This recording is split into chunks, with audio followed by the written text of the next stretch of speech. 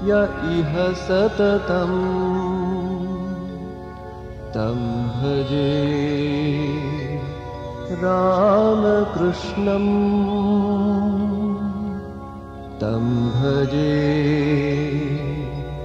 राम। ঠাকুর শ্রী রামকৃষ্ণ, শ্রীমা সারদা দেবী ও স্বামী বিবেকানন্দের রাতুল চরণে ভুলণ্ঠিত প্রণাম জানিয়ে এখন শুরু হচ্ছে ইয়ং সোলজার্স অফ স্বামীজি আয়োজিত দ্বিসাপ্তাহিক শিক্ষামূলক ভাষণের অনুষ্ঠান তত্ত্বম অস্তি। উপস্থিত সকলকে জানাই শুভেচ্ছা ও প্রণাম। সন্ন্যাসীদের কণ্ঠে স্বামীজির বাণীর উদাত্ত আহ্বান শুনে 1998 খ্রিস্টাব্দে আধ্যাত্মিক জীবনের পথ চলা শুরু করে আজ আমাদের নিকট এই বিশিষ্ট বক্তা হিসেবে উপস্থিত আছেন পূজ্যপাদ শ্রী শ্রীমৎ স্বামী জ্ঞানসারানন্দজি। তিনি আজ আমাদের শোনাবেন। তিনি জামশেদপুর রামকৃষ্ণ মিশন থেকে জয়েন করছেন আমাদের সাথে। তিনি আমাদের শোনাবেন কলিযুগের একমাত্র গতি দিব্যত্রয়ীর শ্রীচরণেতে মতি। এখন আমরা আজকের অনুষ্ঠানের শুভ সূচনা করব।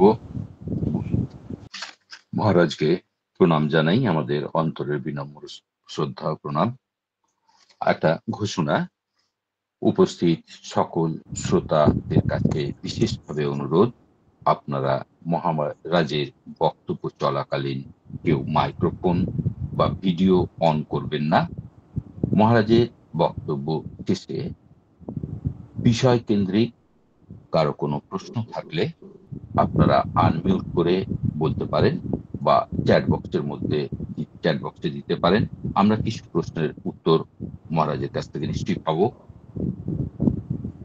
মহারাজকে অনুরোধ করব, আজকের বিষয় কলিযুগে একমাত্র গতি দিব্যত্রয়ীর শ্রীচরণেতে মতি, এই বিষয়ের উপর মূল্যবান বক্তব্য রাখবেন।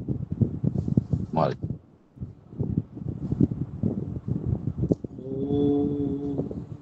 स्थापकाय च धर्मस्य सर्वधर्मस्वरूपिणे अवतारवरिष्ठाय रामकृष्णाय ते नमः।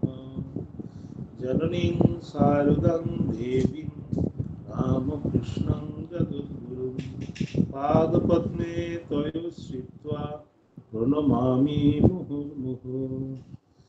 नमस्ते यतिराजाय विवेकानन्दसूरये सच्चेत् सुखस्वरूपाय स्वामिने तापहारिणे।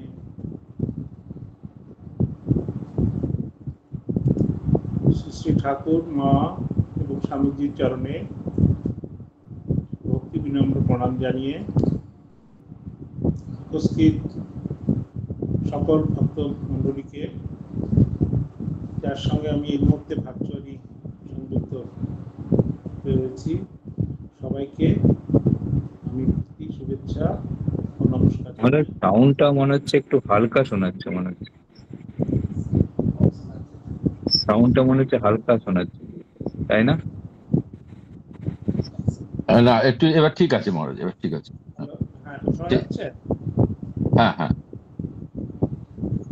একটু কম এখন শোনা যাচ্ছে? বলুন মহারাজ। তারপর হ্যাঁ, শোনা যাচ্ছে এখন? হ্যাঁ, শোনা যাচ্ছে মহারাজজি। আচ্ছা, আস্তে আস্তে হবে, আস্তে আস্তে আওয়াজ বাড়বে।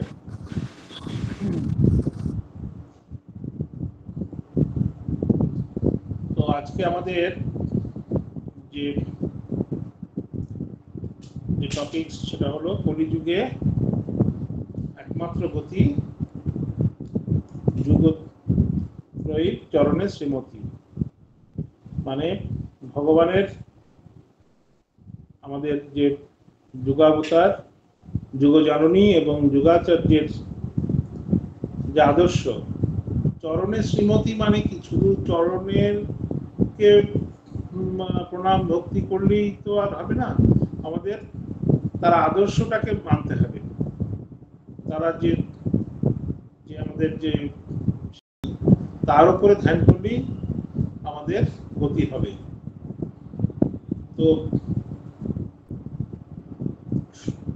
শুধু ঠাকুরেরই যে আদর্শ ত্যাগ বৈরাগ্য সেটাই অনেক। তারপরে এখন মানে ঠাকুরের সঙ্গে মা স্বামীজি যদিও তারা অভিন্ন, কিন্তু তাদের জীবনের যে আদর্শ যে বাণী আমাদের যে শিখিয়ে গেছেন, তো সেগুলো তো অনন্ত, বলে শেষ করা যাবে না। তো এত স্বল্প সময়ের মধ্যে আমরা কতটুকু পারবো, যতটুকু আমরা পারবো চেষ্টা করব। তো একটি প্রথমে মনে পড়ছে 1886 খ্রিস্টাব্দের 1 জানুয়ারি কাশীপুর উদ্যানবাটিতে গিরিশ ঘোষ সবাইকে নিয়ে এসছেন। হঠাৎ ঠাকুরের সঙ্গে দেখা, তো ঠাকুর বলছেন, হ্যাঁ গিরিশ, তুমি যে আমার সম্বন্ধে সবাইকে বলে বেড়াও এই অবতার সম্বন্ধে, তুমি আমাকে কি বুঝেছো? তো বীর ভক্ত গিরিশ ঘোষ নতজানু হয়ে ঠাকুরের পায়ের কাছে বসে বললেন, ভগবান, ব্যাস বাল্মীকি যার ইয়াত্রা করতে পারিনি, আমি তার সম্বন্ধে আর কি বা বলবো? তার এই ভক্তি প্রেম দেখে ঠাকুর খুব আপ্লুত হলেন, ঠাকুর সমাধিস্থ হলেন, বললেন, তোমাদের আর কি বলবো, তোমাদের চৈতন্য হোক, আশীর্বাদ করি তোমাদের চৈতন্য হোক। তো সেটাই যে তাদের সম্বন্ধে বলা, তাদের সম্বন্ধে আলোচনা করা, অনন্ত তাদের আদর্শ, তাদের বাণী, শিক্ষা। তো এই মুহূর্তে আমার এই প্রসঙ্গে স্বামীজির একটি স্তোত্র কথা মনে পড়ছে, শিবমন্ত্র স্তোত্রের, যেটা আমাদের ঠাকুরের ক্ষেত্রে সমানভাবে প্রযোজ্য। দেবাদিদেব মহাদেবের সম্বন্ধে এই স্তোত্রটি বলেছেন, কিন্তু আমাদের যে জগৎত্রয়ী ঠাকুর মা স্বামীজি, তাদের ক্ষেত্রে এটি সমানভাবে প্রযোজ্য। অসিত বিধি সমম সৎ পজ্জনম সিন্ধু পাত্রে সুরতর বর্ষাখা লেখনী পত্র মুর্বি লিখতি যদি গৃহীত্বা শারদা সর্বকালম তদপি তব গুণানাম ঈশপারম নয়াতি। তাদের গুণের মহিমা বলে শেষ করা যায় না, অনাদি অনন্ত। স্বামীজি বলছেন শারদানন্দজি মহারাজকে, শরৎ মহারাজকে, ইচ্ছা মাত্রই বা স্পর্শ মাত্রই ঠাকুর শ্রীরামকৃষ্ণ শরণাগত ব্যক্তির সংসার বন্ধন মোচন করে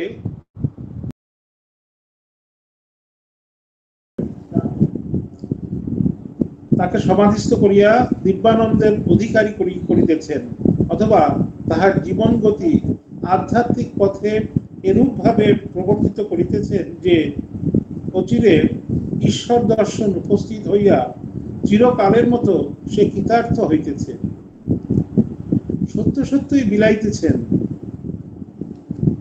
প্রেম ধন, প্রেম বলো, ভক্তি বলো, জ্ঞান বলো, মুক্তি বলো, গোরা রায় যাহাকে যতটুকু ইচ্ছা, যাহা ইচ্ছা তাহাই বিলাইতেছেন। দক্ষিণেশ্বরের গোরা রায় সব করিতে পারেন। কথা বলছেন স্বামীজি ঠাকুরের সম্বন্ধে শরৎ মহারাজকে। গানের সুরে বলছেন, প্রেম ধন বিলায় গোরা রায়, চাঁদ নিতাই ডাকে আয় আয়, প্রেম শান্তিপুর ডুবু ডুবু নদে ভেসে যায়, প্রেম ধন বিলায় গোরা রায়। তো এই গোরা রায় মানে ঠাকুরের কথা বলছেন, উনি আমাদের সবকিছু বিলিয়ে দেওয়ার জন্য এসছেন এই কলিযুগে। বলছেন যে আমি 16 টাং করেছি, তোরা 1 টাং কর, তোরা সবকিছু তৈরি, তোরা বাড়া ভাতে বসে পড়, মানে ভাত বেড়ে রাখা আছে, তোরা বসে পড়লেই হবে। সবকিছু তিনি তৈরি করে গেছেন আমাদের জন্য, এত সহজ করে দিয়েছেন ধর্মজীবন যে এর আগে কখনো কোনো অবতার পুরুষ এরকম করেননি। সেই জন্য আমরা কৃতার্থ, আমরা কৃতজ্ঞ, আমরা সৌভাগ্যবান যে আমাদের অল্প পরিশ্রমে অল্প কিছুতেই সব লাভ হয়ে যাবে।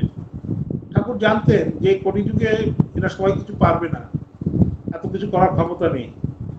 ওনার সেই কথা যে বিগুপ্ত ফিভার মিক্সচার, এবার অত জ্বর হয়ে গেলে সেই যে 10 মূল পাচন দিতে গেলে না রোগীর এদিকে হয়ে যায়, মানে রোগীর প্রাণ যায়। সেই জন্য এখন হচ্ছে ফিভার মিক্সচার, মানে একদম রেডিমেড। তো ঠাকুরও সেই জন্য আমাদের সবকিছু সব সোজা করে দিয়ে গেছে। আর মা তার সারাটা জীবন দিয়ে দেখিয়ে দিয়েছেন কি করে জীবনযাপন করতে হয়, সরল জীবনযাপন করতে হয়, ধার্মিক জীবনযাপন করতে হয়, তিনি নিজে করে দেখিয়ে দিয়েছেন।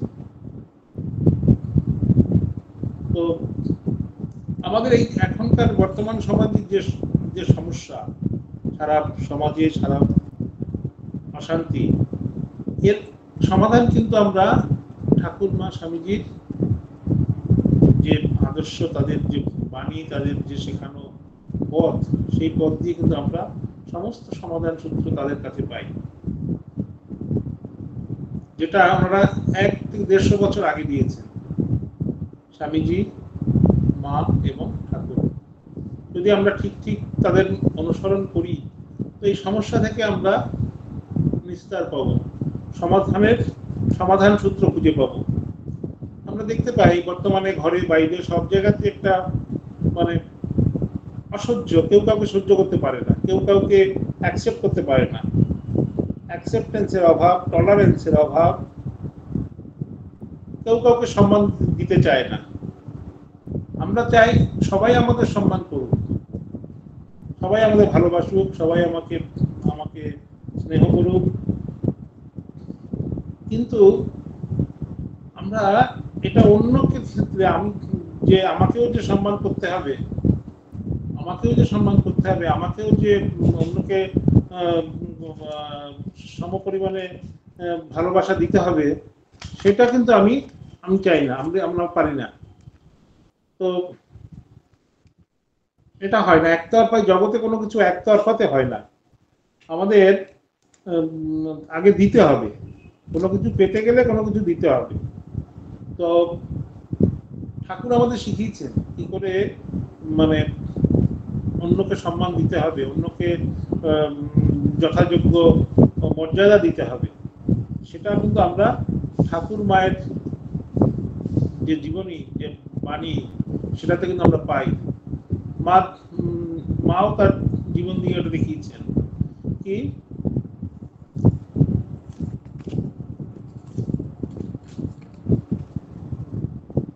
ঠাকুর বলছেন, সহ্য গুণের চেয়ে বড় আর কোনো গুণ নেই। যে সয় সে রয়, যে না সয় সে নাশ হয়। ঠাকুরের কথায় 26টি যে বর্ণমালা, তার মধ্যে 3টিই স। তার মানে সয়ের অনেক গুণ, অনেক রকমের মানে জোর আছে। সকলেরই সহ্য গুণ থাকা চাই। সহ্য গুণ যদি না থাকে তো বিবেক চূড়ামণিতে আমরা দেখতে পাই, সহনাম সর্বদুঃখানাম অপ্রতিরোধ পূর্বকম চিন্তা বিরাপ রহিতম সাত শিক্ষা নিগদ্যতে। যারা ধার্মিক, যারা ভক্ত, যারা এই আধ্যাত্মিক পথে এগোচ্ছে, তাদের কিছুটা না সহ্য করতে হবে, তাদের একটু সবকিছু অ্যাকসেপ্ট করতে হবে। কোনো কিছু হলেও আমি রিয়াক্ট করলাম, কোনো করলেই আমরা যেরকম করি তুরন্ত একদম রিয়াক্ট করে ফেলি। তো এটা কিন্তু মানে যে ধার্মিক বা সাত্ত্বিক বা যারা আধ্যাত্মিক পথে যারা চলছে তাদের জন্য কিন্তু না। খুব সহ্যগুণ থাকা দরকার, খুব তিতিক্ষা প্র্যাকটিস করা দরকার। কথায় কথায় রিয়াক্ট করা উচিত নয়। প্রতিশোধ নেওয়া, তাতে কিন্তু ভগবানের কৃপা পাওয়া যায় না। ভগবান দেখেন যে কতটুকু, কার কতটুকু ধৈর্য, কার কতটুকু সহ্য করার ক্ষমতা। যদি আমি নিজেই প্রতিশোধ নিই, তাহলে ভগবান কিন্তু আমার পরে সন্তুষ্ট হবেন না। সেই শরণাগতি ভাব তখন আর তার উপরে আসে না, ভগবানও তখন মুখ ফিরিয়ে নেন।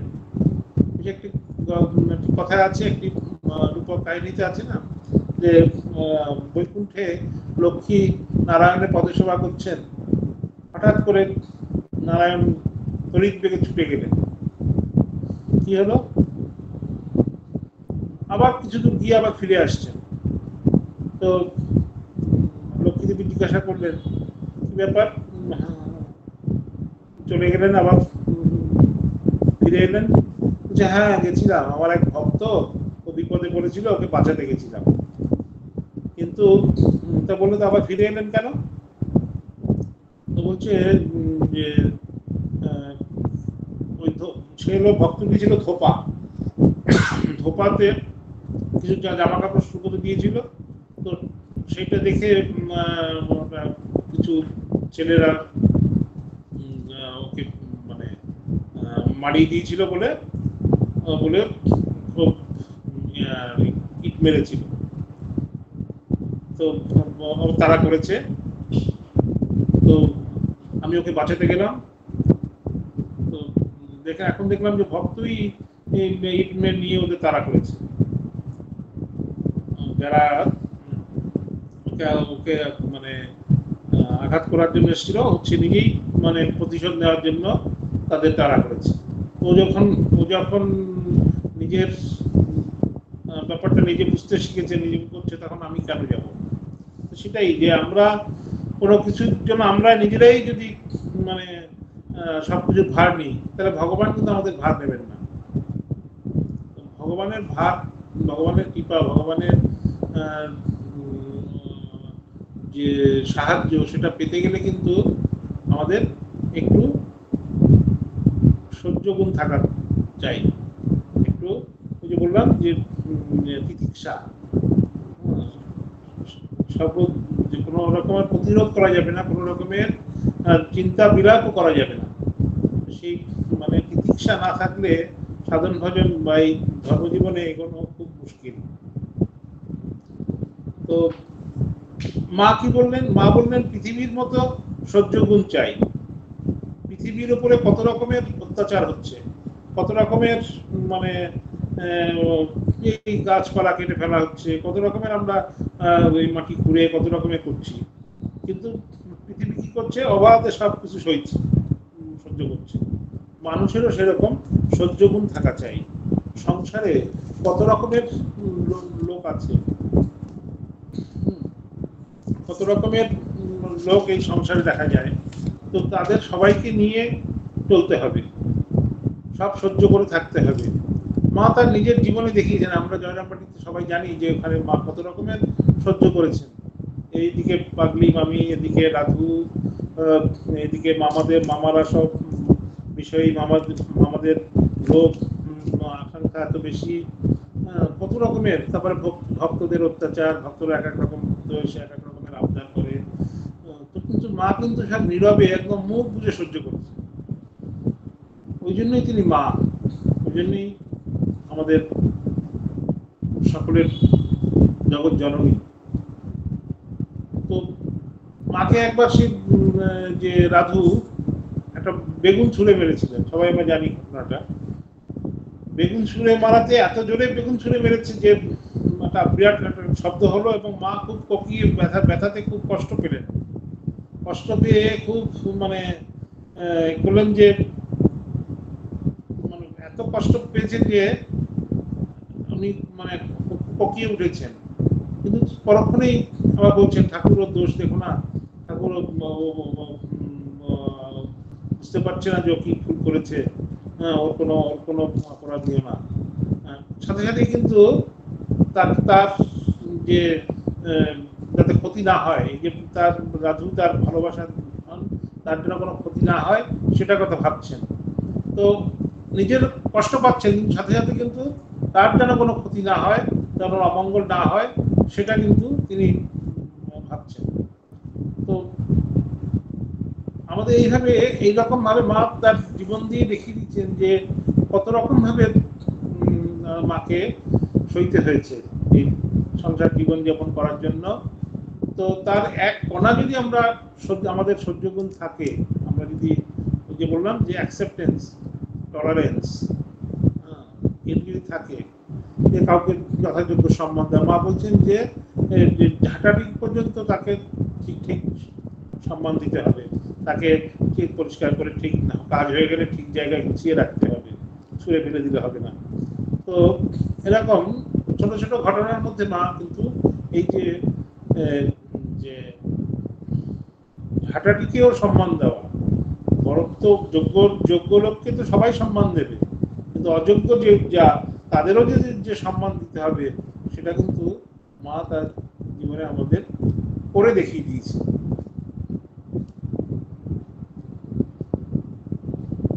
কলিযুগে কিভাবে থাকতে হবে তা কিন্তু আমরা আমাদের এই সংসার জীবনযাপন কিভাবে থাকতে হবে তা কিন্তু মা এবং ঠাকুর স্বামীজি সবাই আমাদের একদম দেখিয়ে দিয়ে গেছেন। বলছেন অপনারায়ণ, মানে জল নারায়ণ। কিন্তু সব জল কিন্তু সব কাজে লাগে না। কোনো জল খাওয়ার জন্য ব্যবহৃত হয়, কোনো জল ঠাকুর সেবায় ব্যবহৃত হয়, আবার কোনো জলে বাসন মাজা, কাপড় কাচা এসব ব্যবহৃত হয়। সবটাই কিন্তু জল। তেমনি আমাদের সমাজে কিন্তু অনেক রকমের লোক থাকে, সাধু অসাধু, ভক্ত অভক্ত, দুষ্ট ভালো মন্দ সব থাকে। কিন্তু তাদের সাথে কিভাবে মানে আচার করতে হবে, লোকাচার, তাদের সাথে কতটুকু মিশতে হবে, সেটা কিন্তু মা আমাদের শিখিয়ে দিয়েছে। যে ঠাকুর বলছেন কি, সংসারী লোকেদের নিজেদের বাঁচার জন্য ফোর্স করতে হবে। দুষ্ট লোক যাতে মানে আক্রমণ করতে না পারে, দুষ্ট লোক যাতে বিরক্ত না করে, যাতে ক্ষতি করতে না পারে, সেই জন্য তাদের প্রতি একটা ক্রোধের একটা আকার দেখাতে হবে। ক্রোধ মানে তাদের পরে ক্রোধটা দেখাতে হবে, কিন্তু মানে সেটা যেন তাদের কোনো ক্ষতি না হয়। মানে ফোর্স করতে বলছেন, মানে বিষ ঢালতে নিষেধ করছেন। ওই যে ফোর্স করাটা, এই যে মানে কোনো দুষ্ট ব্যক্তির উপরে, অসাধু ব্যক্তির উপরে, খারাপ লোকের উপরে যে ফোর্স করাটা, এটা কিন্তু বিশেষ করে সংসারী লোকদের। ঠাকুর কিন্তু বলছেন না, ত্যাগীরা ফোর্সও করবে না, যারা সাধু সন্ত তারা ফোর্সও করবে না, কিন্তু সংসারীদের ফোর্স করার কথা বলছেন, কারণ তাদের সব রকম লোক নিয়ে চলতে হবে। তো তারা যাতে বিরক্ত না করে, তাদের সেই বিরক্ত থেকে বাঁচার জন্য, তাদের নিজেকে রক্ষা করার জন্য তাদের ফোর্স করার কথা বলছে। এটা একদম মানে খুবই প্র্যাকটিক্যাল। আমি এখানে একজন বড় একজন অফিসারকে বলেছিলাম, তিনি খুব ভক্ত, খুব সফট মাইন্ডেড, খুব একদম শান্ত, কিন্তু তার সেই মানে সরলতা, তার সেই যে কোমলতার সুযোগ নিয়ে তাকে অনেকে ডিস্টার্ব করছিল। এতটাই ডিস্টার্ব করছিল যে তিনি একদম মানে নার্ভাস ফিল করলেন। তার সে খুব মানে শারীরিক দিক থেকে, শারীরিক মানসিকভাবে একদম বিপর্যস্ত হয়ে পড়েছিলেন। তো আমরা তাকে, আমার কাছে এসেছিলেন, তাকে মানে এই কথা বললাম, ঠাকুরের কথা বলতে বলতে এই ফোর্স করার কথা বললাম, এবং তিনি কি বুঝলেন, কি হলেন, আমার কথাটা শুনে তিনি প্র্যাকটিক্যালি এটাকে অ্যাপ্লাই করলেন, করে তার কাজ পেয়েছেন। পরের বার এসে বলছেন, স্বামীজি वो आपका जो कोबरा थियोरी है ना, कोबरा মানে যে ফোর্স করে যে সাপের, वो बहुत काम में लगा। তো মানে দেখা গেল যে ঠাকুরের বাণীতে একদম মানে প্র্যাকটিক্যাল কাজ হয়। কোবরা থিওরি ইউজ করে তার সমস্যা আপাতত সমাধান হয়েছে। তো মাও বলছেন মায়ের কথাটা আমরা পাই যে বলছেন যেখানে যেমন সেখানে তেমন, যেখানে যেমন সেখানে তেমন, যাকে যেমন তাকে তেমন, যখন যেমন তখন তেমন, সবকিছু অ্যাকসেপ্ট করতে হবে। তো সেই বুঝে আমাদের চলতে হবে, আধার বুঝে আমাদের চলতে হবে। এটা এই যে প্র্যাকটিক্যালিটি আমাদের জীবনের সব ক্ষেত্রেই যে প্র্যাকটিক্যালিটি দরকার, এটা কিন্তু মা আমাদের শিখিয়েছে। কত বড় কথা একদম সূত্রের মধ্যে করে বললেন, যেখানে যেমন সেখানে তেমন, যাকে যেমন তাকে তেমন, যখন যেমন তখন তেমন। যদি আমরা মেনে চলতে পারি, আমাদের এই জগৎ সংসারের অর্ধেক প্রবলেম সলভ। কিন্তু আমরা কি করি, আমরা ওই যে বলি আমাদের অ্যাকসেপ্টেন্স, টলারেন্স, এসবগুলো আমরা পারি না, আমরা হয় না, যার জন্য আমাদের সমস্যা আরো বাড়ে। আরেকটি কথা কি বলছে, আরেকটি কথা হলো কলিযুগের যেটা মেইন সমস্যা, এর আগেও আমি অনেকবার বলেছি, সেটা হলো ঠাকুরের খুব বড় একটি কথা, সত্য কথা, ট্রুথফুলনেস। এটা একটা খুব বড় বিষয়, সব জায়গাতেই এটা আমরা বলার চেষ্টা করি।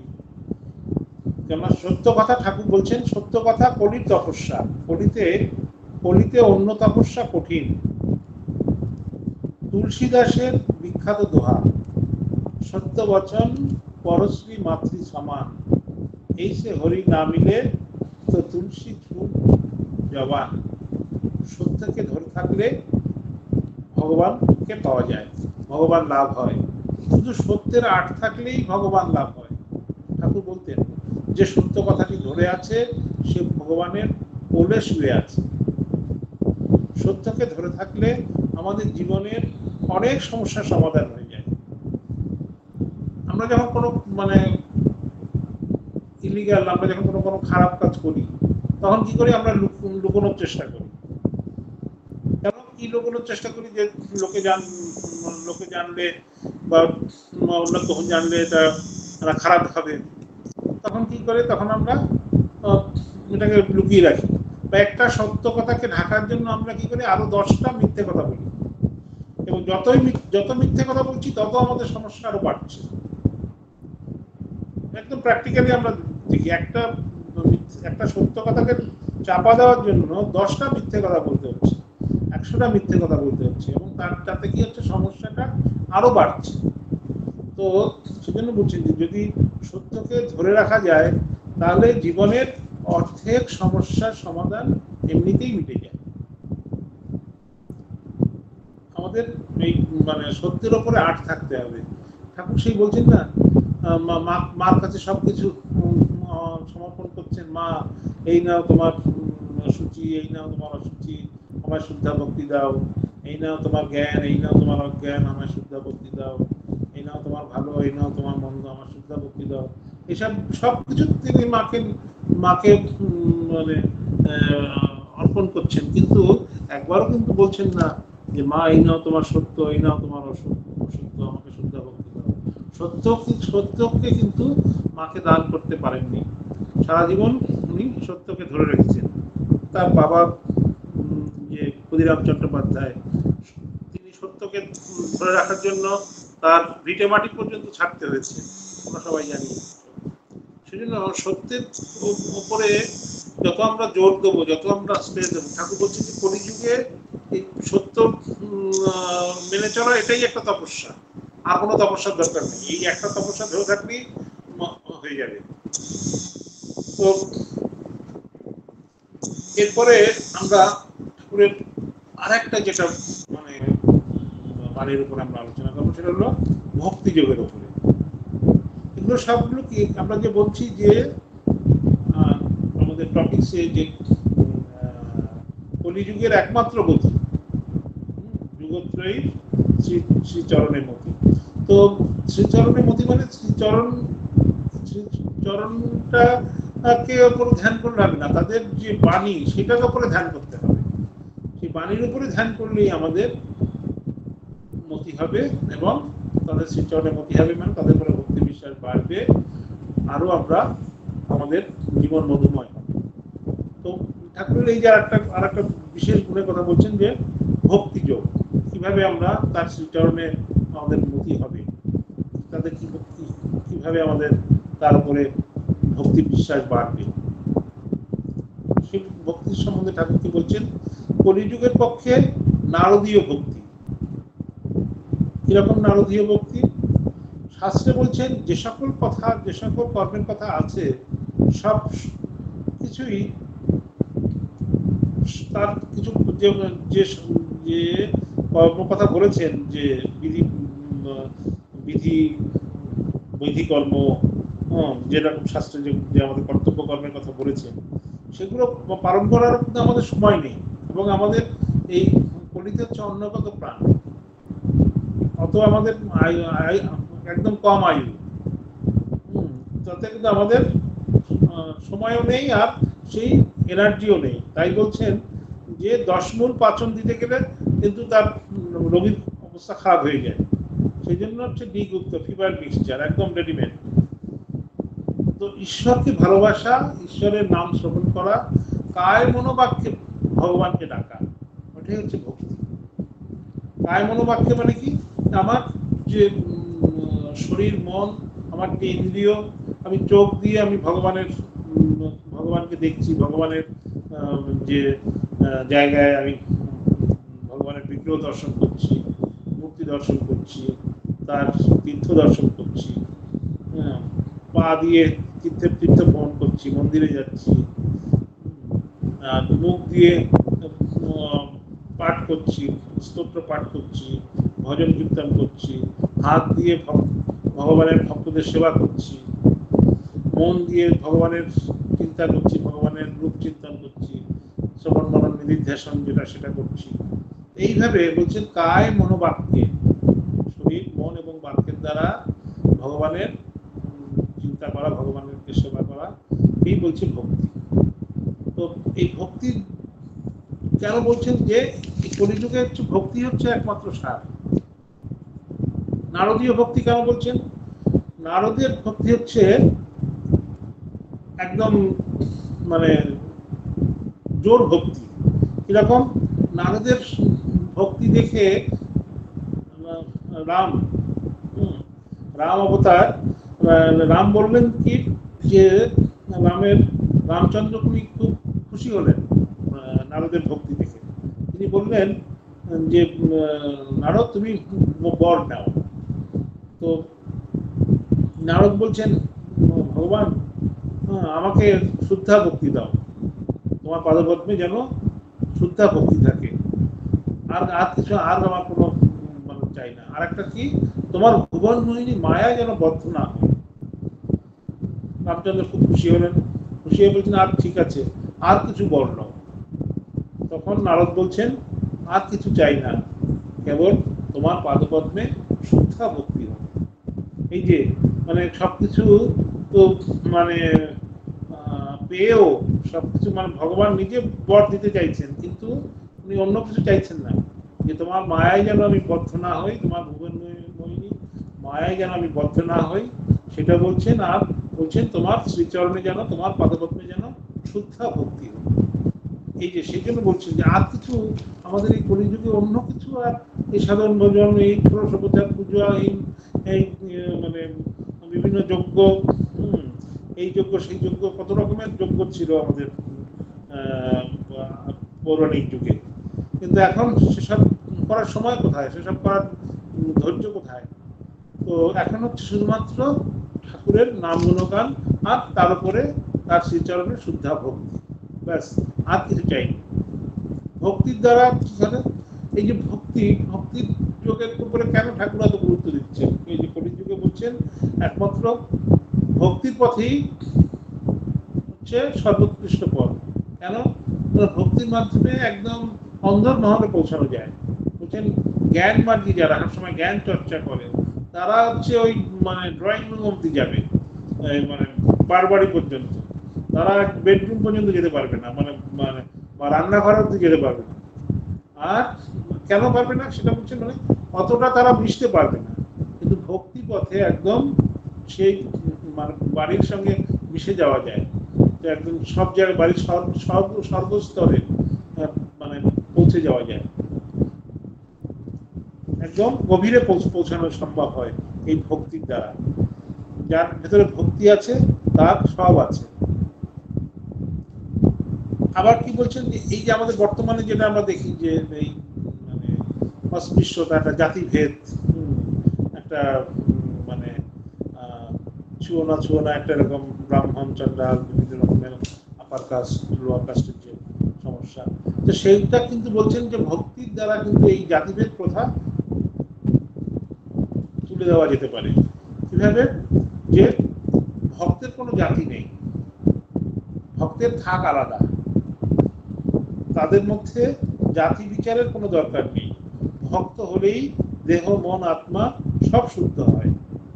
অস্পৃশ্য জাতি, তার মধ্যে যদি কোনো, তার ভিতরে যদি ভক্তি থাকে, ভাব থাকে, তাহলে সে শুদ্ধ পবিত্র হয়ে যায়। ভক্তি থাকলে যদি ব্রাহ্মণ মানে উঁচু জাত, তার ভেতরে যদি সেই ভাব ভক্তি না থাকে, তার ভেতরে যদি সেই ভক্তি বিশ্বাস না থাকে, তাহলে সে ব্রাহ্মণ নয়। আবার যদি চণ্ডালের ভেতরে যদি সেই ভক্তি ভাব থাকে, সেই বিশ্বাস থাকে, তাহলে সেই চণ্ডালও কিন্তু সেও কিন্তু ভগবানের কৃপা পায়। তা সেই চণ্ডালের অন্ন গ্রহণ করা যায়, তাতে কোনো দোষ হয় না। একটু আগে আমাদের মন্দিরে পাঠ হচ্ছিল যে পণ্ডিত পদ্মলোচন খুব খুব বড় পণ্ডিত, তিনি, তাকে দক্ষিণেশ্বরে আহ্বান করা হয়েছে। তো সবাই বলছেন যে পণ্ডিত রাজি হচ্ছে না, মানে উনি এই যে কৈবর্ত জাতি বা এইসবের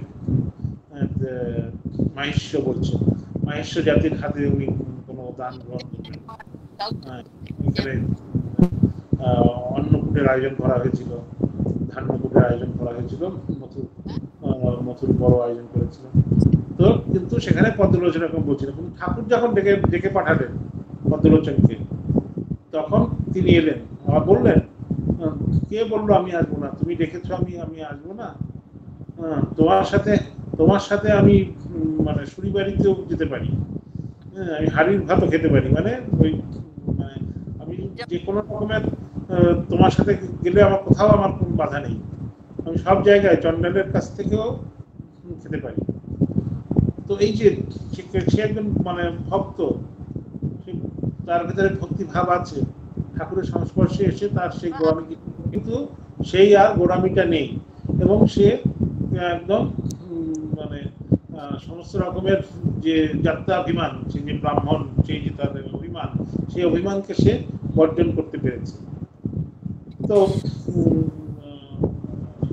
এই যে চণ্ডালের হাতেও বলছে, ভক্ত যদি, চণ্ডাল যদি ভক্ত হয় তাহলে তার হাতেও খাওয়া যায়। উদ্বোধনে একজন ভক্ত মহিলা এসছেন, তো মা খুব ভালো লাগলো যে ভক্ত বাড়ির একজন ভক্ত মহিলা এসছেন, মা তাকে খুব স্নেহ করে খাওয়ালেন টাওয়ালেন, বললেন, ও ওই বাড়ির মেয়ে, ওই বাড়ির বৌমা, এই রাধু আয় এখানে, এই দিদিকে প্রণাম কর, দিদিকে প্রণাম কর। তো মায়েরও ডাক শুনে সেই ভদ্রমহিলা প্রস্তুত হলেন। মা বলেন কি, ওরা হচ্ছে ব্রাহ্মণের সন্তান, আমি হচ্ছে কায়স্থ, আমি ওনাদের প্রণাম নিতে পারি? মা তখন বলছে, আরে সে কি কথা বলছো, ভক্তের কোনো জাত নেই, তুমি ভক্ত, তুমি আমার ভক্ত, সেই জন্য তোমার কোনো জাত নেই। কিন্তু মানে ভক্ত বলে প্রণাম করতে দিলেন না, নিলেন না। তখন মা বলছেন, থাক ওরা ভক্ত কিনা, সেই জন্য মানে যে ইষ্ট যে গুরু তাদের বাড়ির সন্তানদের কাছ থেকে প্রণাম নিতে চান না। তো সেই জন্য মায়ের কাছে দেখুন, মায়ের অত ওই সময়কার ওই যুগের লোক, মা ব্রাহ্মণ বাড়ির মেয়ে, সে কিন্তু এই যে জাতপাত এইসবের কিন্তু ঊর্ধ্বে। আজকালকার যুগে এত এই ডিজিটাল যুগে এসেও অনেক শিক্ষিত, অনেক পড়াশোনা জানার লোকদের ভেতরে কিন্তু সেই যাত্রাভিমান রয়েছে, সেই ভেদ রয়েছে। কিন্তু মা ওই মানে দরিদ্র সেই গ্রামের পরিবেশে থেকে ওই সময়কার ওই যুগের তিনিও কিন্তু এই জাতপাতের ঊর্ধ্বে উঠতে পেরেছেন, সবাইকে কিন্তু উনি মানে গ্রহণ করতে পেরেছেন যে ভক্তের কোনো জাত নেই, ভক্ত একটাই জাত, তিনি হচ্ছেন ভগবানের আপন লোক, আপন, তার থাক আলাদা। আরেকটি কথা এই মুহূর্তে আমার মানে মনে পড়ছে যে ঠাকুরের যে বিশেষ একটি যে শিক্ষা, সেটা হলো এই সর্বধর্ম সমন্বয়। এই কলিযুগে আমরা সমস্যার কথা বলছিলাম না, কলিযুগে কি কি আমাদের, কেন আমরা এই ঠাকুর মা স্বামীজির স্মরণ নেব, তার শ্রীপদে কেন আমরা মতি হবে, শ্রীপদে মতি থাকলে আমাদের কি লাভ হবে। তো এখন আমাদের এই বিভিন্ন যে মানে শুধু ধর্মে নয়, এই যে আমাদের হিন্দু ধর্মেরও বিভিন্ন শাখা প্রশাখার মধ্যে একটা লড়াই, এই শাক্ত, এই বৈষ্ণব, এই এখানে যাচ্ছে ওখানে যাচ্ছে, কিন্তু ঠাকুর কিন্তু সমস্ত নিজের জীবন দিয়ে উনি দেখিয়েছেন। মুসলিম, খ্রিস্টান, হিন্দু, সব রকমের যে ধর্ম এবং ধর্মের, আমাদের হিন্দু ধর্মের যে বিভিন্ন যে শাখা, শাক্ত, বৈষ্ণব, তান্ত্রিক, সমস্ত রকমের মত কিন্তু ঠাকুর কিন্তু গ্রহণ করেছেন এবং করে ওনার উপলব্ধি হয়েছিল যে সব কিছুই গিয়ে একটা জায়গায় গিয়ে মিলিত হচ্ছে। যে ভগবানের তো অনন্ত অনন্ত ভগবান, তার কোনো মানে অন্ত পাওয়া যায় না, তার কোনো শেষ নেই, তার কোনো ভাবের কোনো মানে আনলিমিটেড, তার কোনো ইনফিনিট তার ভাব, তার মহিমা। তো আমরা এই যে অর্ধশিক্ষিত অর্ধমূর্খের দল, আমরা এটাকে কি করে, কিভাবে, কেন আমরা এটাকে লিমিটেড করব? একটা আনলিমিটেড বস্তুকে কেন আমাদের জন্য লিমিটেড হবে? বলছে যারা এই যে মানে ঠিকমতো পড়াশোনা করেনি বা ঠিকমতো তাদের ভক্তি ভাব হয়নি, তাদেরই এই ধর্ম নিয়ে লাঠালাঠি, ধর্ম নিয়ে ঝগড়া, ধর্ম নিয়ে জাতপাত নিয়ে, এসব নিয়ে সমস্যা। কিন্তু যারা ঠিক ভগবানের সাধন ভজন করছে, ঠিক ভগবানের পথে এগোচ্ছে, তাদের মধ্যে কিন্তু কোনো মানে ইয়ে নেই, কোনো বাধা নেই, কোনো তাদের ভিতরে কোনো বিরোধ নেই, সবারই একই কথা।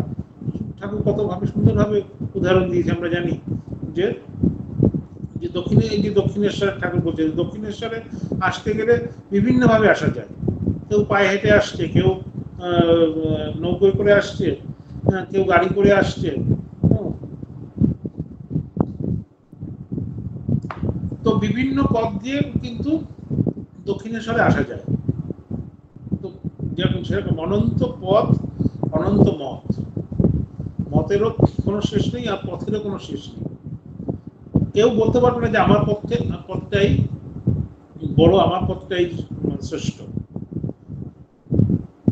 তো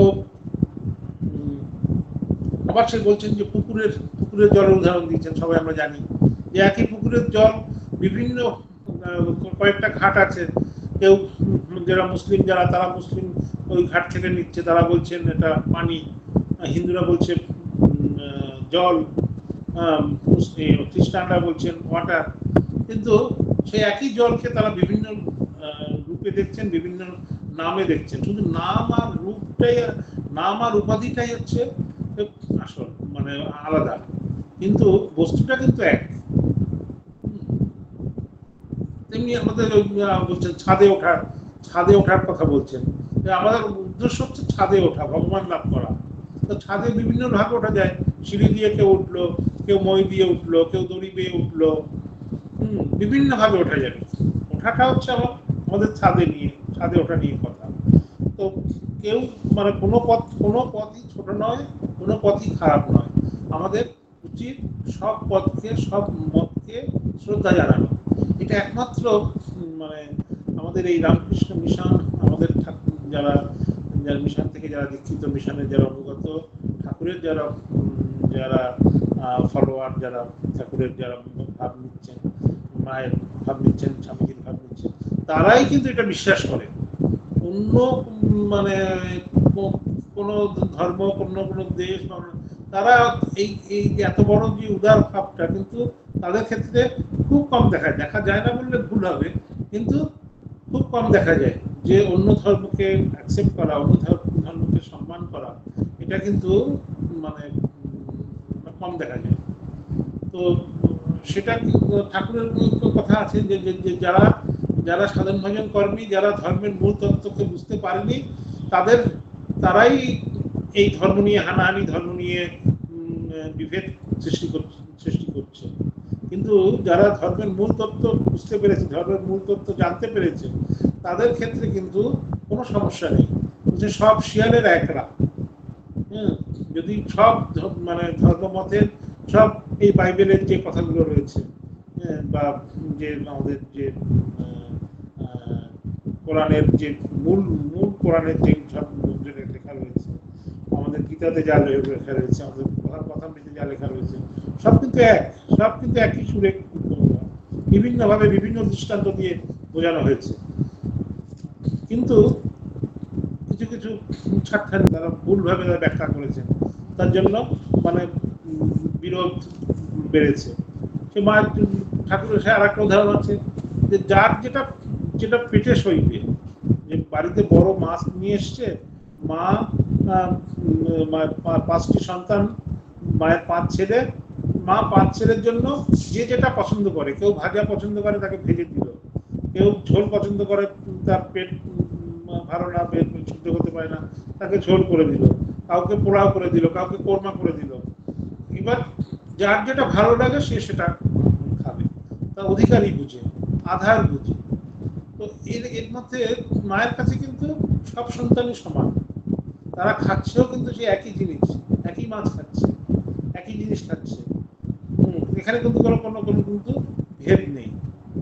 তেমনি আমাদের এই মানে ধর্ম নিয়ে আমাদের একে মানে শাক্তকে, বৈষ্ণব, তান্ত্রিককে এই ভেদাভেদ কথা তুলে দিয়ে একটাই, যে না আমরা ভক্ত, আমরা ভগবানের অনুসারী, এরকম ভাবে যদি আমরা মানে চলতে পারি, এরকম ভাবে যদি আমরা বুঝতে পারি, এবং সত্যি এটা আমাদের এই ঠাকুরের এই যে স্বামীজি যে বিদেশে গেলেন, স্বামীজির যে শিকাগো ধর্ম মহাসভায়, এই যে এই হিন্দু ধর্মের এই মহৎ গুণগুলোর কথা আলোচনা করে, এই হিন্দু ধর্মের এই যে মানে ইউনিকনেস, এই যে মানে সনাতন ধর্মের যে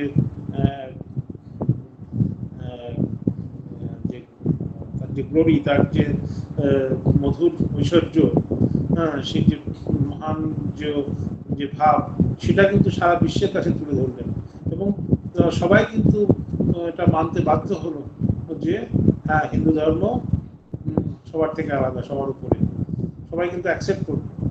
এই হিন্দু ধর্মকে সারা বিশ্বের কাছে, সারা জগতের কাছে কিন্তু স্বামীজি তুলে ধরলেন। তারপরে পরে যারা গেছেন তারা এই স্বামীজির প্রদর্শিত পথ থেকে, স্বামীজির প্রদর্শিত যে প্ল্যাটফর্ম যে স্বামীজি করে দিয়ে এসছেন, সেই প্ল্যাটফর্মের উপরে গিয়ে কিন্তু তারা তাদের মত প্রকাশ করেছেন। কিন্তু স্বামীজিকে নিজে অনেক ত্যাগ তপস্যা, অনেক কষ্ট করে কিন্তু সেই জায়গাটা তৈরি করতে হয়েছিল। তিনি আমাদের মানে সনাতন ধর্মের যে বিশেষতা, সনাতন ধর্মের যে হিন্দু ধর্মের যে মূল যে বিষয়টি, যে সৌন্দর্যটি, সেটা কিন্তু সারা জগতের সামনে কিন্তু তুলে ধরেছে।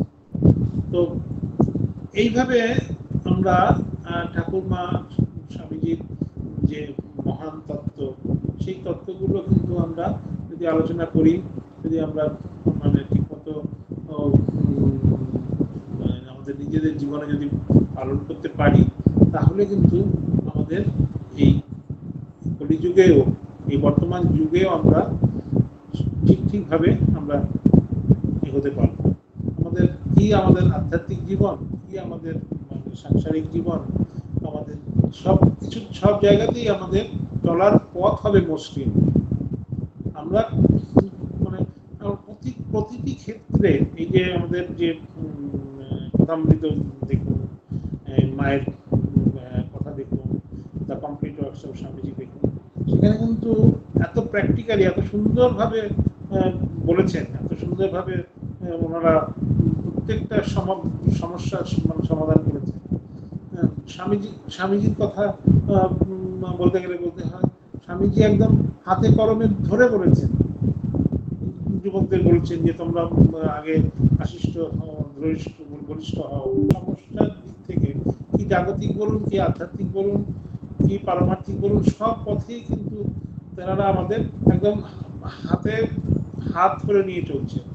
শুধু আমাদের কি করতে হবে, আমাদের বুঝতে হবে যে আমি কিন্তু ঠাকুর বলছেন যে বেশি কিছু করতে হবে না, তোরা শুধু জান তুই আমি কে, তুই কে, আর আমার সাথে তুই কি রিলেশন, আমাদের সম্বন্ধটা কি, এটা বুঝতে হবে। আমি তার সন্তান, আমি মানে ঠাকুর শ্রীরামকৃষ্ণের সন্তান, আমি তার নাম নিয়েছি, তার মন্ত্র দীক্ষা হয়েছে, আমি তার নাম নিয়েছি, মানে আমি তার সন্তান, তিনি আমার সমস্ত ভার নিয়েছেন। তো এই যে একটা বিশ্বাস, এই যে একটা যে মানে আশ্রয়, এটা যদি আমরা ধরে রাখতে পারি এবং সাথে সাথে তার নির্দেশিত পথ, সবাই সমাজের অন্যরা যেটা করতে পারে, অন্যরা যেটা করতে পারে কিন্তু আমরা সেটা করতে পারি না। আমরা জানি যে তিনি আমাদের কি শিখিয়েছেন, আমাদের আদর্শের যদি পরিপন্থী হয়, আমরা তাহলে সেই কাজ করব না। আমাদের ঠাকুরমা স্বামীজি অনেকগুলো শিক্ষা আমাদের দিয়েছে, সেই শিক্ষার বাইরে গিয়ে আমরা এমন কোনো কাজ করব না যেটা দেখে কেউ আমাদের গালি দিতে পারে, আরে তুমি না মিশনে দীক্ষিত, তুমি এরকম বাজে কাজ করছো, তুমি এরকম বাজে কথা বলছো, তুমি এরকম করছো। তার মানে কি আমাকে দেখে দেখে অন্যরা মিশনকে জানছে, মিশনকে বুঝছে। তো আমাদের সেই জন্য সমাজের উপর একটা বিরাট দায়িত্ব রয়েছে। সবাই যা করতে পারে, সবাই যা করে, আমরা সেগুলো করতে পারি না। আমাদের অনেক আমরা দায়বদ্ধ, আমরা সমাজের উপরে দায়বদ্ধ। যার জন্য দেখা যায় যে আমাদের যে আমাদের মা আশ্রম থেকে যে ছেলেরা আমাদের হোস্টেল থেকে বা আমাদের স্কুল থেকে যারা পাশ করে, তারা অপেক্ষাকৃত ভালো, তারা যেখানে যায় সেখানে একটা ভালো মানে গভীর সুনাম অর্জন করে, তাদের একটা ভালো সুনাম আছে, তাদের প্রতি একটা সবার আস্থা আছে। তো আমরা চাইবো আরো বেশি করে আমরা ঠাকুর মা স্বামীজির আদর্শ বেশি করে পড়বো, বেশি করে জানবো এবং সেটা আমাদের জীবনের মধ্যে প্র্যাকটিক্যালি ব্যবহারিকভাবে আমরা যেন সেটা অনুসরণ করতে চেষ্টা করব। তাহলেই আমাদের জীবনটা আরো মধুময় হবে, আরো এই যে আমরা যে তার সন্তান সেই হিসাবে আমরা মানে গর্ব করে বলতে পারবো যে হ্যাঁ আমি স্বামীজির ফলোয়ার, আমি মায়ের শ্রী শ্রী মায়ের অনুসরণ করি, ঠাকুরের সন্তান আমরা, এটা আমরা গর্ব করে বলতে পারবো। লাস্টে একটি ঠাকুরের মহিমার কথা খুব ভালো লাগলো, এটা স্বামীজি নিজেই রচনা করেছেন সংস্কৃতে, তার উপরে দেখি একটা বাংলা লেখা, সেই বাংলা লেখাটা পড়ে আজকের মতো আমার বক্তব্য শেষ করব। প্রেমের প্রবাহ যার আচণ্ডালে অবারিত, লোকহিতে রত সদা হয়ে যিনি লোকাতীত, জানকীর প্রাণবন্ধ উপমা নাহিক যার, ভক্তাবৃত জ্ঞান বপু যিনি রাম অবতার, স্তব্ধ করি কুরুক্ষেত্র প্রলয়ের হুঙ্কার, দূর করি সহজাত মহামোহ অন্ধকার, উঠেছিল সুগম্ভীর গীতা সিংহনাদ যার, সেই আজ রামকৃষ্ণ খ্যাতনামা সংসার। স্বামীজির লেখা আচণ্ড দেহত মহিমা, ওই যে স্তোত্র আছে তারই বাংলা। সবাই ভালো থাকবেন। ঠাকুর মা স্বামীজির আদর্শে আমাদের জীবন আরো মসৃণ আনন্দময় হোক, তাদের কৃপা আমাদের উপরে বর্ষিত হোক, এই প্রার্থনা করে আজকে আমি আমার শেষ করছি। ওম শান্তি শান্তি শান্তি। হরি ওম তৎসৎ। শ্রী রামকৃষ্ণার্পণমস্তু। মহারাজের অমূল্য বক্তব্যে আমরা ঋদ্ধ মুক্ত। মহারাজ, আপনাকে আমাদের ষষ্ঠ প্রণাম জানাই। আপনি ভালো থাকবেন। এরপরেই আমাদের প্রশ্নোত্তর পর্ব। যদি কারো আজকের বিষয়ভিত্তিক বা প্রাসঙ্গিক কোনো প্রশ্ন থাকে তাহলে আপনার প্রশ্ন করতে পারেন, সরাসরি আনমিউট করে বা চ্যাট বক্সে দিতে পারেন। যদি কারো কোনো প্রশ্ন থাকে প্রশ্ন করুন বা চ্যাট বক্সে দিন। আনমিউট করে প্রশ্ন করতে পারেন বা চ্যাট বক্সে।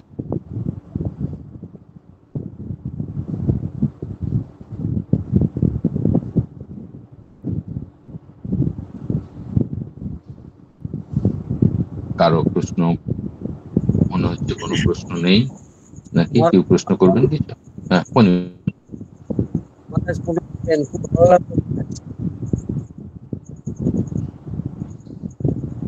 আপনার প্রশ্নটা করুন। না, প্রশ্ন মহারাজ যেভাবে বললেন আর প্রশ্ন কিছু নেই, খুব ভালো লাগলো। তো মহারাজকে প্রণাম জানাচ্ছি। মহারাজ প্রণাম নেবেন। মহারাজের এত সাবলীল বক্তব্যের পর বোধহয় কোনো প্রশ্নের কোনো অবকাশই থাকে না। সেই জন্য হ্যাঁ, বলুন বলুন। মহারাজকে প্রণাম। আপনার কোনো প্রশ্ন থাকলে প্রশ্ন করুন। প্রণাম আমরা সবার তরফ থেকে মহারাজকে জানিয়েছি, আবার জানাচ্ছি। বারবার মহারাজকে প্রণাম জানাবো, অনুরোধ করব মহারাজ আমাদের কাছে মাঝে মাঝে আসবেন। আমরা ডাকলেই যেন আপনি সাড়া পাই। তো আমার মনে হচ্ছে আজকে আর এই পর্বে কারো প্রশ্ন নেই কিছু। হ্যাঁ, তো আমরা পরবর্তী পর্যায়ে যাব। আমাদের এখন প্রথাগতভাবে মহারাজকে আমরা ধন্যবাদ জ্ঞাপন করব। আমরা ধন্যবাদ জ্ঞাপনে হ্যাঁ, কে কার প্রশ্ন আছে বলুন। রাজেশ দণ্ডবত। হ্যাঁ, মহারাজকে একটা প্রশ্ন ছিল, যদিও আমি মানে ইয়েটাতে থাকতে পারলাম না, হয়তো মহারাজ বলেছেন জাস্ট একটু বলো বলো, প্রশ্ন করো। প্রণাম মহারাজ। আমাদের অনেক ক্ষেত্রে দেখা যায় কি, এটা ফেস করছি আর কি, যে আমাদের এই আধ্যাত্মিক জীবনের ক্ষেত্রে যখনই চলার চেষ্টা করছি তখন আমাদের পারিবারিক ভাবে বিভিন্ন রকম সমস্যা এসে পড়ে। যদিও সেগুলাকে টুকটাক করে কাটানোর চেষ্টা হয়, বা পারিপার্শ্বিক মানে নিজের পরিবারের লোকজন সহ মানে পারিপার্শ্বিক পরিবেশ এমন একটা মানে সমস্যা আমাদের কাছে তুলে করে, যাতে আমাদের আধ্যাত্মিক জীবনটা মানে কি বলবো মানে চালিয়ে যেতে বা বিভিন্ন রকম সমস্যার সম্মুখীন হয়, যাতে আমার মানে দৈনন্দিন কাজগুলো করে উঠতেও খুব সমস্যার মুখোমুখি হচ্ছে আর কি। যদি একটু জিস্ট করে কিছু একটু দেওয়া যায়।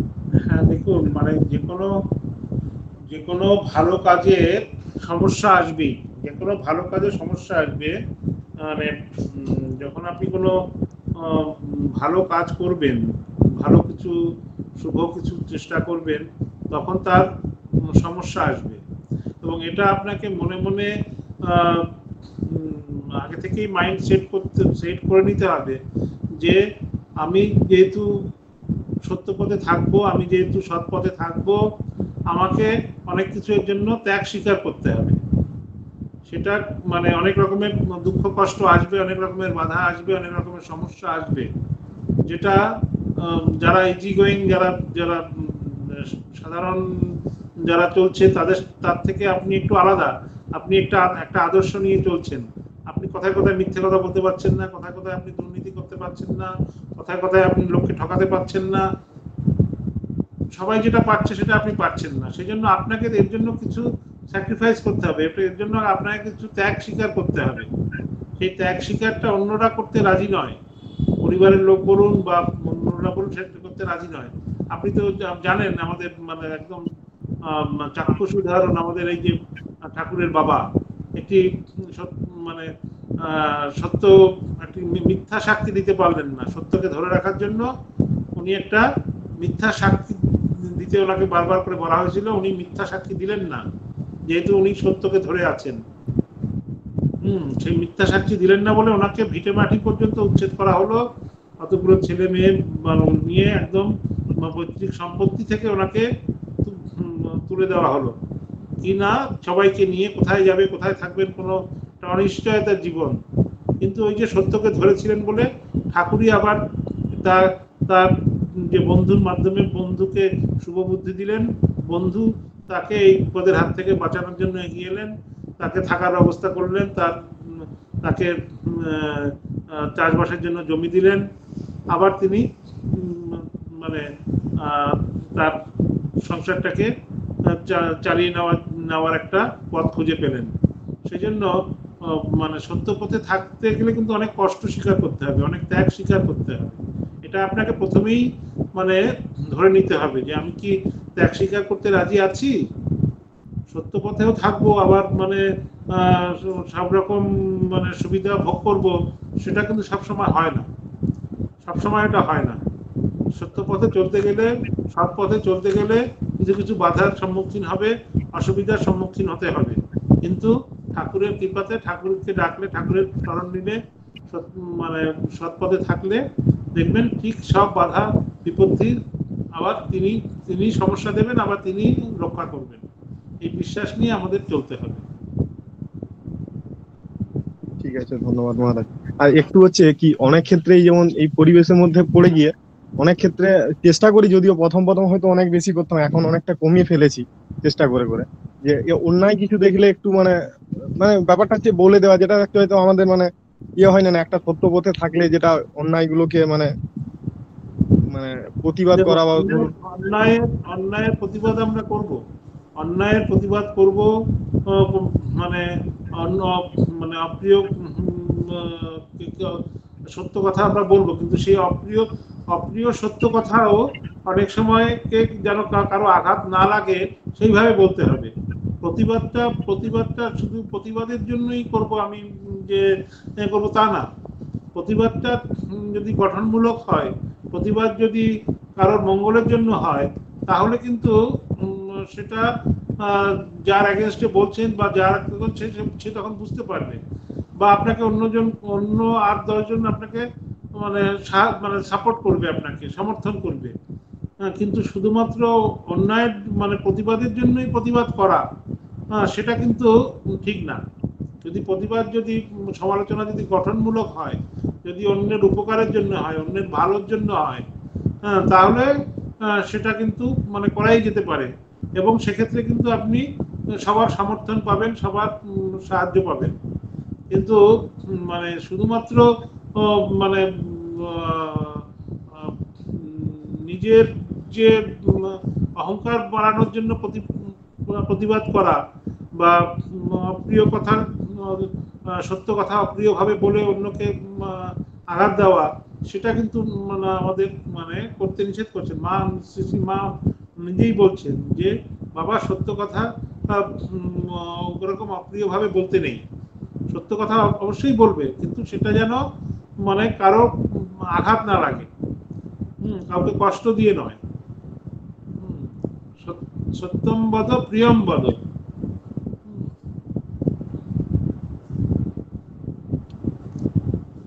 ঠিক আছে, ধন্যবাদ মহারাজ, ধন্যবাদ ভাই। মহারাজজি কে আমার ধন্যবাদ জানাই।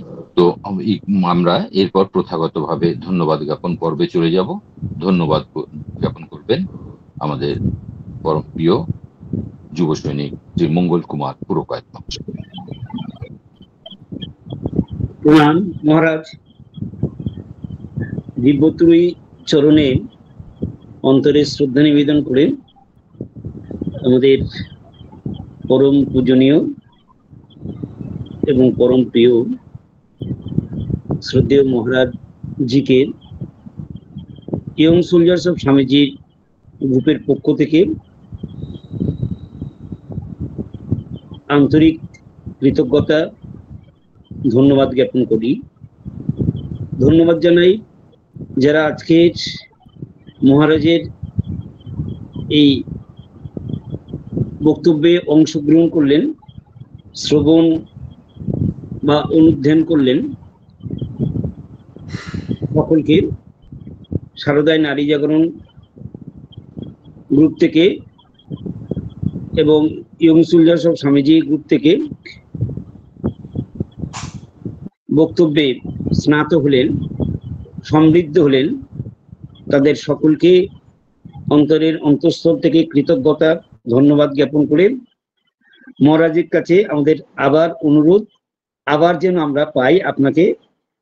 আমরা সচক্ষে মহারাজের সান্নিধ্য লাভ করেছিলাম 2-3 দিন, সেই পূর্ণ স্মৃতি আমাদেরকে আজও খুব আনন্দ দেয়। মহারাজকে যেন আমরা আবার পাবো এই আশা রেখে ভালো থাকবেন সবাই, শেষ করছি। ভালো থাকবেন মহারাজ। আপনাকেও ধন্যবাদ গুরু। এরপর আমরা পরবর্তী পর্যায়ে এবং শেষ আমাদের নিবেদন সমাপ্তি সঙ্গীত ও জয়দান করবেন আমাদের বরিষ্ঠ সদস্য শ্রী অভয় কুমার সেন, যুব সৈনিক। দিব্যতের পাদ পদ্মে প্রণাম নিবেদন করি আর গুরু মহারাজের চরণে সশ্রদ্ধ ভক্তি প্রণাম করে আজকে স্বামী চন্ডিকানন্দের এটা ভজন নিয়ে আপনাদের সামনে পরিবেশন করছি। শারদারাম কৃষ্ণের নামে বান ডেকেছে রে ভাই, শারদারাম কৃষ্ণের নামের বান ডেকেছে রে ভাই, বিশ্বভুবন ভেসে গেল আহা মরি যাই যাই, বিশ্বভুবন ভেসে গেল আহা বলি হারি যায়, শারদারাম কৃষ্ণের নামের বান ডেকেছে রে ভাই, শারদারাম কৃষ্ণের নামের বান ডেকেছে রে ভাই।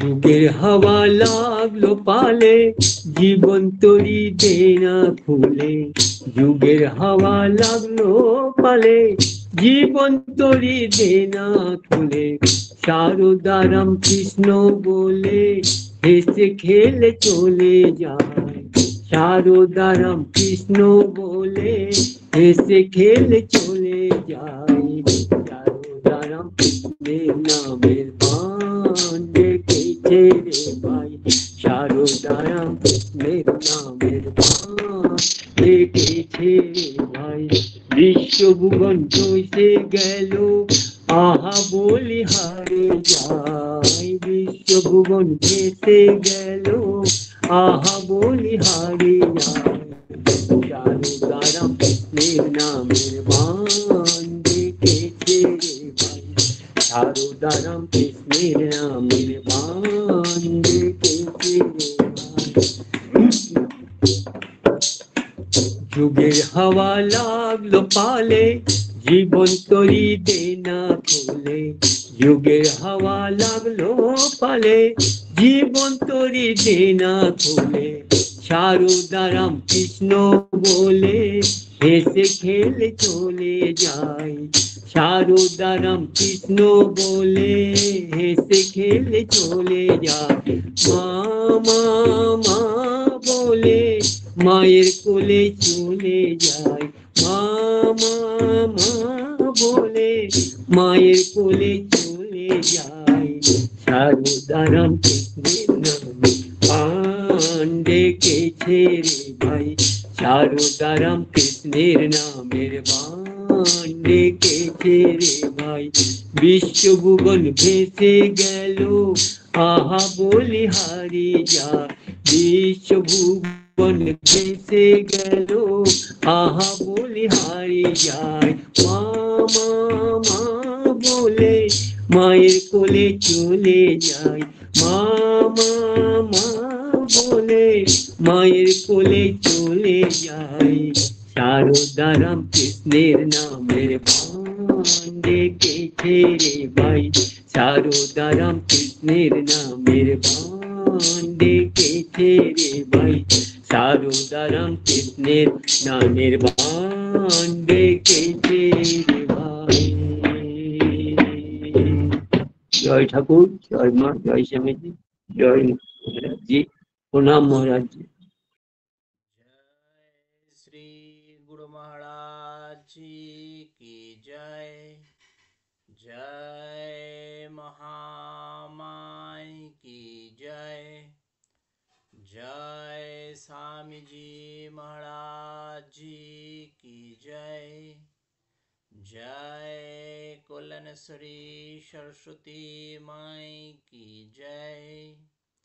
जय गंगा माई की जय।